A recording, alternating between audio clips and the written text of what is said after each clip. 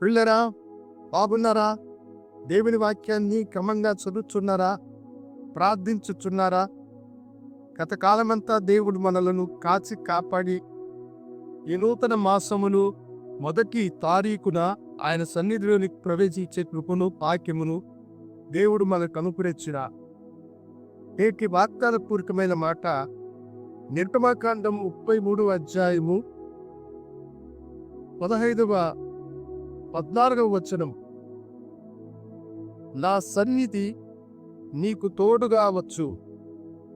దేవుడు దైవజనుడైన మోషేతో చెబుతున్న మాట ఈ మాట, నా సన్నిధి నీకు తోడుగా వచ్చును అనండా. అపాయకరమైనటువంటి దినాలలో మనము జీవిస్తూ ఉన్నాం. కానీ విని ఎరగనటువంటి అపాయములు మనుషులకు సంభవిస్తూ ఉన్నాయి. ఎన్నో దుర్వార్తలను మనం వింటూ ఉన్నాం. ఇటువలే ఇద్దరు స్త్రీలు రోడ్లో మాట్లాడుకుంటూ ఒక టిప్పర్ లారీ అక్కడికి వచ్చి సడన్ బ్రేక్తో అది బోల్తా పడడం వల్ల వారక్కడే తమ ప్రాణాలను కోల్పోయినారు.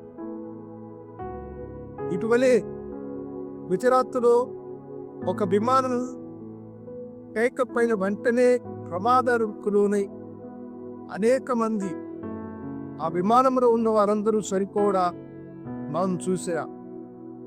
ఇలాంటి ప్రమాదకరమైనటువంటి పరిస్థితిలో దేవుడు తన ప్రజలైనటువంటి మనకు తన వాగ్దానమును ఆయన అనుగ్రహిస్తూ ఉన్నారు.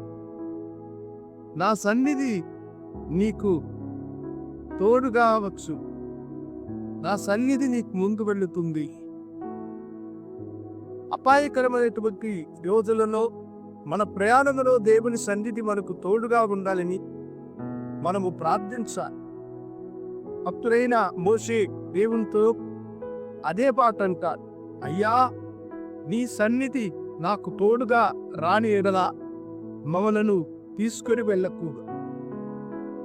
దేవుని సన్నిధి మనకు తోడుగా ఉన్నప్పుడు అపాయములు తొలగిపోతాయి. అపాయములలో నుండి దేవుడు మిమ్మల్ని కాపాడి మిమ్మల్ని సంరక్షించగలిగినటువంటి గొప్పవాడాయి. ఆయన వాగ్దానము అంతో మాట్లాడుతున్నది, ఈ మార్గములను నిన్ను గూర్చి కాపాడుటకు ఆయన తన దూతలకు ఆజ్ఞాపించును.